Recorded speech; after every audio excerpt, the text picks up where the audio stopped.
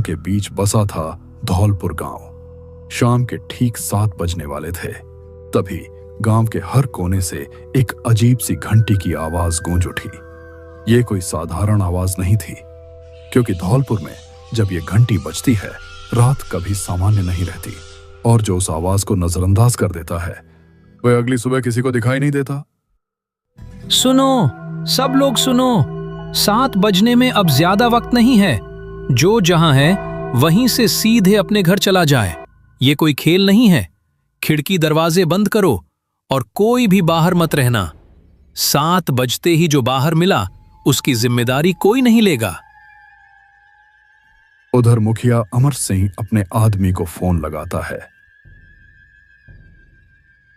चंदू, सुन रहा है ना? तूने सबको बता दिया है या नहीं? हाँ मुखिया जी, मैंने घंटी बजा दी है। ज्यादातर लोग अपने घरों में जा चुके हैं। बस 2-4 बच्चे हैं मुखिया जी, जो अभी रास्ते में हैं, अपने घरों की तरफ ही जा रहे हैं। ज्यादातर का क्या मतलब है? कोई बाहर तो नहीं रह गया? चंदू, तू जानता है ना 7 बजे के बाद इस गांव में क्या होता है? हाँ मुखिया जी, सब जानता हूं। तो फिर देर मत कर, फौरन उन बच्चों को घर भिजवा। 7 बजने से पहले एक भी इंसान बाहर नहीं दिखना चाहिए। समझ गया मुखिया जी, अभी भेजता हूं, अभी। बिटिया रोशनी, तुमने घर के बाहर हल्दी की लकीर बना दी है ना? हाँ पिताजी, मैंने बना दी है। और दरवाजे पर दिया भी जला दिया है? हाँ पिताजी, दिया भी जल रहा है। अच्छा, सारे पर्दे बंद कर दिए हैं ना? खिड़की कहीं से खुली नहीं रहनी चाहिए। जी पिताजी, अभी बंद कर देती हूँ। पिताजी, हम ये सब रोज क्यों करते हैं? हल्दी की लकीर, दिया, पर्दे, आखिर किससे बचने के लिए? बिटिया, ये सब हमारी सुरक्षा के लिए है। कुछ बातें समझाई नहीं जाती, बस निभाई जाती हैं।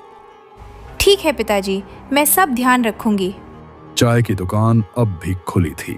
घंटी की आवाज वहां तक पहुंच चुकी थी। शंभू वहीं रुका रहा, बेपरवाह। एक कप चाय के लिए वह जिद पर अड़ा था। बुढ़िया जानती थी इस वक्त रुकना खतरा है। गांव लगभग खाली हो चुका था और खतरा उसी दुकान की तरफ बढ़ रहा था।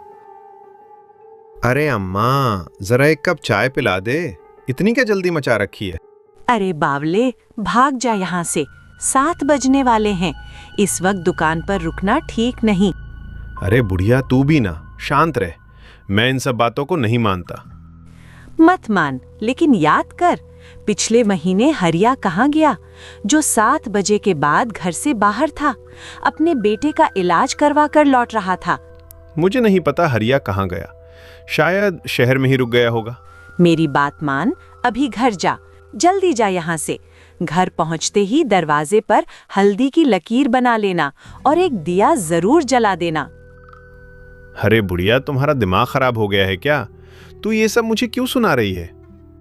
पूरा गांव गहरी खामोशी में डूब चुका था। हर घर की खिड़कियां बंद थीं, दरवाजों पर दियों की लौ कांप रही थी और हल्दी की पीली लकीरें अंधेरे में चमक रही थीं। रोशनी अपने कमरे में थी। उसने सब कुछ वैसा ही किया था जैसा कहा गया था। फिर भी उसके मन में डर था। ये सब क्यों? किससे बचने के लिए? तभी खिड़की पर एक धीमी दस्तक हुई और उसी पल ऐसा लगा जैसे रोशनी की सांसें थम गई हों। रोशनी खिड़की के पास पहुंची और बाहर झांका। चांदनी में उसे एक परिचित साया दिखाई दिया। वही चेहरा, वही आंखें। तभी वह समझ गई, खटखटाने वाला कोई और नहीं, उसकी मां थी, जो महीनों पहले रहस्यमय तरीके से गायब हो चुकी थी। माँ, आप इतनी रात में बाहर क्यों खड़ी हो? आपको ठंड लग रही होगी, अंदर क्यों नहीं आई? रोशनी बेटा, दरवाजा खोल। बाहर बहुत डर लग रहा है मुझे। ठंड से पूरा शरीर कांप रहा है मेरा बेटा। मुझे बहुत ठंड लग रही है। मैं यहाँ अकेली खड़ी हूँ। जल्दी दरवाजा खोल दे रोशनी। अपनी माँ को बाहर मत छोड़। बस एक बार दरवाजा खोल दे बेटा। माँ, आप इतने दिनों से कहाँ थी? हम सब आपको ढूंढते रहे। पिताजी रोज आपकी बात करते थे। माँ, सच बताइए, आप चली कहाँ गई थी? रोशनी दरवाजे की ओर बढ़ ही रही थी कि तभी उसे पापा की कही एक बात याद आ गई। एक ऐसी चेतावनी जिसे कभी नजरअंदाज नहीं किया जाना चाहिए। उसकी चाल धीमी पड़ गई और दिल की धड़कनें अचानक तेज हो गईं। सिर्फ एक हफ्ता ही तो हुआ था जब उन्होंने रोशनी को बहुत प्यार से समझाया था। हर शब्द में चिंता छुपी थी, जैसे उन्हें पहले से ही किसी अनहोनी का अंदेशा हो। रोशनी बेटा, ध्यान से सुन ले मेरी बात। 7 बजे के बाद कभी भी दरवाजा मत खोलना। लेकिन पिताजी, अगर बाहर कोई सच में मुसीबत में हुआ तो? उस वक्त बाहर कोई इंसान नहीं होता बिटिया। जो आवाज आए वो इंसानों की नहीं होती। और अगर दरवाजा खुलवाने वाली मेरी माँ ही हो तब भी नहीं रोशनी। नाम, चेहरा, आवाज ये सब धोखा हो सकते हैं। 7 बजे के बाद जो भी बाहर हो वो इंसान नहीं होता। तो फिर हमें क्या करना चाहिए पिताजी? चुप रहना, दरवाजा बंद रखना और सुबह होने का इंतजार करना, यही सबसे बड़ी समझदारी है। माँ, पिताजी ने मना किया है। इस वक्त दरवाजा खोलने से साफ मना किया है। मैं अभी दरवाजा नहीं खोल सकती। क्यों रोशनी बिटिया, क्या हुआ है? क्या तुझे अपनी माँ पर भरोसा नहीं है? नहीं माँ, ऐसी कोई बात नहीं है। आप पर भरोसा है, लेकिन आप मेरी बात समझिए। मैं अभी दरवाजा नहीं खोल सकती। समझो, अपनी माँ को बाहर छोड़कर तू मुझे समझने की बात कर रही है? माँ प्लीज, सुबह हो जाएगी तो मैं... सुबह? अगर तूने अभी दरवाजा नहीं खोला ना रोशनी, तो याद रखना ये दरवाजा हमेशा के लिए बंद हो जाएगा। फिर चाहे तू कितना भी पुकारे, मैं नहीं आऊंगी। अगर तूने दरवाजा नहीं खोला रोशनी, तो तुम्हें इसका भारी नुकसान उठाना पड़ेगा। रोशनी के भीतर डर उमड़ पड़ा। उसने झट से पर्दे बंद किए और बिना पलटे अपने पापा के कमरे की ओर दौड़ पड़ी। पीछे कहीं से एक ठंडी सी आहट आई और उसके कदम और तेज हो गए। सूरज निकल चुका था। रात का डर अब रोशनी में बदल रहा था। अमर सिंह जब अपने कमरे से बाहर आए तो देखा रोशनी पहले से ही घर के बरामदे में बैठी थी। उसकी आंखों में रात भर की थकान थी। अमर सिंह को सामने देखते ही रोशनी ने चुपचाप सिर उठाया और उसने कहा, पिताजी, कल रात कोई आई थी, दरवाजे पर खड़ी थी, बार बार दरवाजा खोलने को कह रही थी। मैंने नहीं खोला, लेकिन उसकी आवाज, उसका चेहरा, सब कुछ माँ जैसा ही था। बिटिया, वो तुम्हारी माँ नहीं थी। जो तुमने देखा और सुना वो सिर्फ एक भ्रम था। लेकिन पिताजी, मुझे यकीन था वह बिल्कुल माँ जैसी ही लग रही थी। इसीलिए तो मैं कह रहा हूं रोशनी, अब बातें काफी हो चुकी हैं, तो मेरे साथ चल। आज मैं तुम्हें कुछ दिखाना चाहता हूं ताकि तुम्हें सब समझ आ जाए। दोनों गांव की सीमा पार करते हुए एक पुराने कुएं के पास आकर रुक गए। वह कुआं इतना प्राचीन था कि उसे देखते ही एहसास हो जाता था यह जगह साधारण नहीं है। उसकी टूटी हुई मुंडेर, काई जमी दीवारें और गहराई से उठती ठंडी हवा किसी छिपे खतरे की गवाही दे रही थी। ऐसा प्रतीत होता था मानो उस कुएं की अथाह गहराइयों में न जाने कितने अनकहे राज दफन हो। इतनी गहराई की किसी इंसान की नजर वहां तक पहुंचना लगभग असंभव था। बस उसमें झांकने भर से ही दिल में एक अनजाना डर और रहस्यमयी सिहरन जाग उठती थी। ऐसा लगता था जैसे वह कुआं सिर्फ पानी नहीं समेटे हुए है, बल्कि अपने भीतर कोई भयानक सच छुपाए बैठा है। एक ऐसा सच जिसे देख लेने के बाद शायद कोई इंसान पहले जैसा न रह सके। पिताजी, ये कुआं इतना डरावना क्यों लग रहा है? रोशनी बेटा, आज जो कुछ भी इस गांव में हो रहा है ना, उसकी जड़ यही कुआं है। कैसे पिताजी? 50 साल पहले यहां एक आदमी रहता था, बिरजू। वो जमींदार के यहां मजदूरी करता था। एक दिन उसने जमींदार की गलत बात मानने से मना कर दिया। फिर क्या हुआ? गुस्से में जमींदार ने पूरे गांव से उसका पानी बंद करवा दिया। डर के मारे किसी ने उसकी मदद नहीं की। बिरजू भूख और प्यास से तड़पता रहा और एक दिन मर गया। और गांव वालों ने कुछ नहीं किया? वो और उसका बच्चा जिंदा थे। बच्चे की तबीयत बिगड़ गई। उस औरत ने पूरे गांव से मदद मांगी, लेकिन किसी ने एक रोटी तक नहीं दी। हे भगवान! और उसकी पत्नी? तो बच्चा भी? हाँ बेटा, बच्चा भी मर गया। फिर उस औरत ने क्या किया पिताजी? दर्द और गुस्से में उसने पूरे गांव को श्राप दे दिया और अपने बच्चे के साथ इसी कुएं में कूद गई।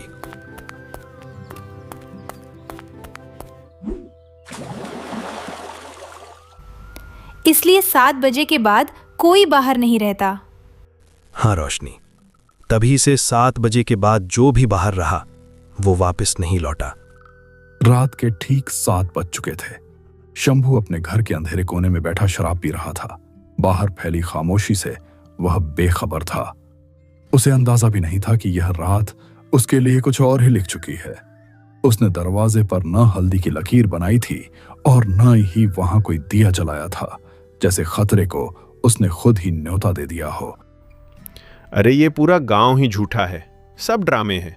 कौन से भूत प्रेत, सब बकवास बातें हैं। डराने के लिए कहानियां बना रखी हैं लोगों ने। मैं किसी घंटी वंटी को नहीं मानता। जो होना होगा देख लेंगे। कोई भूत मेरा कुछ नहीं बिगाड़ सकता। शंभू ठिठक गया। अजी जरा दरवाजा खोलिए, मैं बाहर खड़ी हूँ, बहुत ठंड लग रही है। क्या अपनी पत्नी को बाहर ही छोड़ देंगे? बस एक बार दरवाजा खोल दीजिए। अरे मालती, तू तो 5 साल पहले मर चुकी थी ना।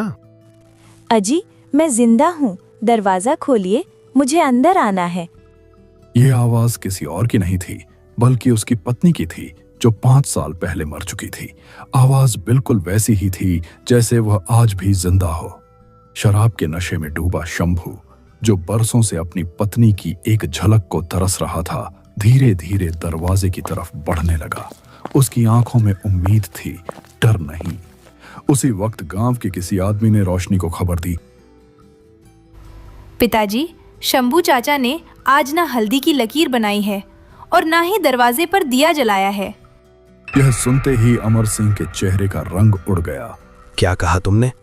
ये ठीक नहीं हुआ रोशनी। हाँ पिताजी, सब कुछ वैसे ही खुला पड़ा है। और आप पिताजी? तुम अभी दरवाजा अच्छी तरह बंद करो, खिड़की पर्दे सब बंद कर लेना। मैं अभी जाता हूँ, खुद जाकर देखता हूँ शंभू को।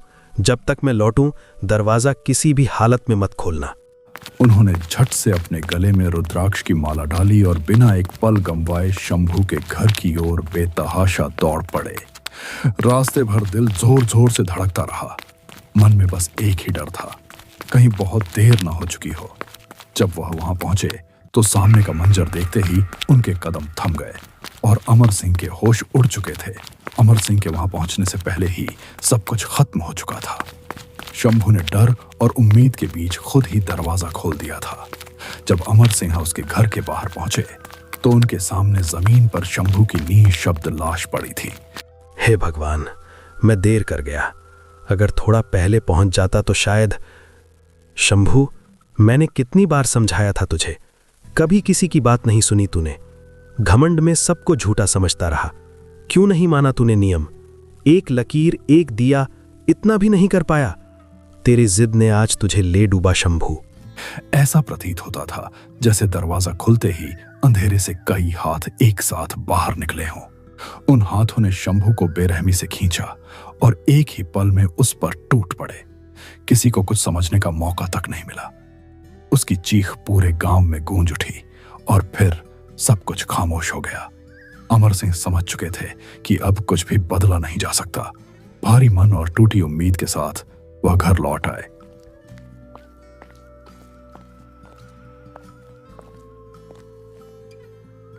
पिताजी, क्या हुआ? शंभू चाचा ठीक तो है ना? कुछ देर सोचने के बाद उन्होंने रोशनी की ओर देखा और गंभीर स्वर में उससे कहा, रोशनी बेटा, अभी इन बातों में मत पड़ो। रात बहुत हो गई है, तुम अब जाकर सो जाओ, सुबह बात करेंगे। मैं भी थोड़ा आराम कर लेता हूं। रोशनी कुछ पूछने ही वाली थी कि अमर सिंह बिना कुछ कहे अपने कमरे में चले गए। वह समझ गई कि अब सवालों का कोई जवाब नहीं मिलेगा। थकी और डरी हुई रोशनी भी चुपचाप अपने कमरे में चली गई और कब नींद आ गई उसे पता ही नहीं चला।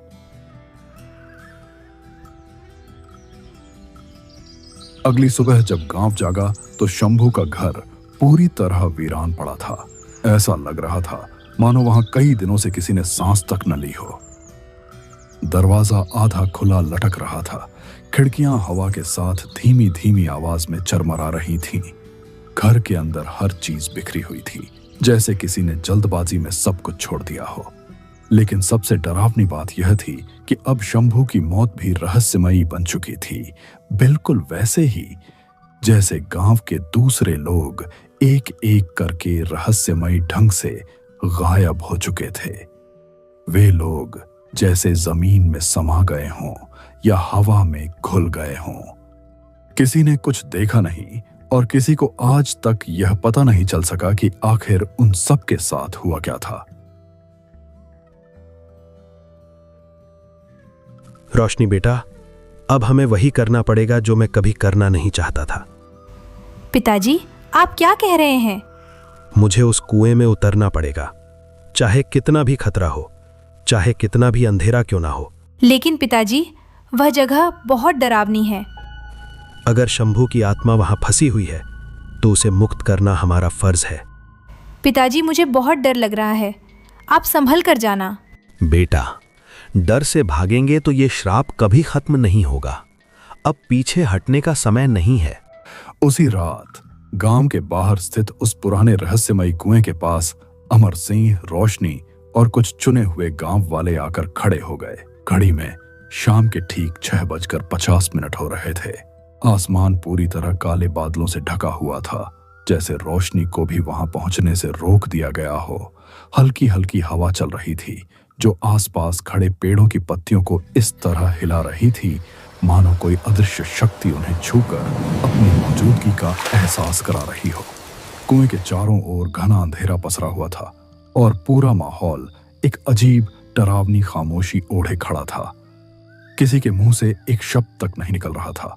सभी गांव वालों की नजरें एक साथ कुएं की अथाह गहराई पर टिकी हुई थीं, क्योंकि आज उस कुएं से जुड़ा कोई पुराना रहस्य सामने आने वाला था। ध्यान से सुनो, 7 बजने में ठीक 10 मिनट बाकी हैं। अगर इन 10 मिनटों में मैं ऊपर वापस नहीं आया तो बिना एक पल सोचे ये रस्सी काट देना। पिताजी, मैं भी आपके साथ चलूंगी। नहीं रोशनी, तुम यहीं रहोगी। लेकिन पिताजी, ये मेरा काम है बेटा, तुम्हें बाहर रहकर बस समय का ध्यान रखना है। पिताजी, संभल कर जाना। डरो मत रोशनी, जो करना है आज ही करना होगा। अमर सिंह रस्सी थामे कुएं की गहराइयों में उतरने लगे। यह कुआं सामान्य नहीं था, उसकी तली कहीं दिखाई नहीं दे रही थी। नीचे सिर्फ स्याही जैसा अंधेरा फैला था। जैसे जैसे वह और नीचे जाते गए, चारों तरफ से अजीब सी सरसराहट और अनजानी आवाजें उभरने लगीं, मानो कुआं खुद अपनी कहानी फुसफुसा रहा हो। आ गए तुम भी। लेकिन अमर सिंह ने एक पल के लिए भी कदम नहीं रोके। डर को पीछे छोड़ते हुए वह रस्सी के सहारे और नीचे उतरते चले गए। काफी देर बाद उनके पांव आखिरकार कुएं की तली से टकराए। वहां कोई पानी नहीं था, बस चारों ओर बिखरे पड़े थे पुराने सड़े गल चुके कंकाल, मानो यह कुआं कभी कब्रगाह रहा हो, जहां अनगिनत जिंदगियां हमेशा के लिए दफना दी गई हों।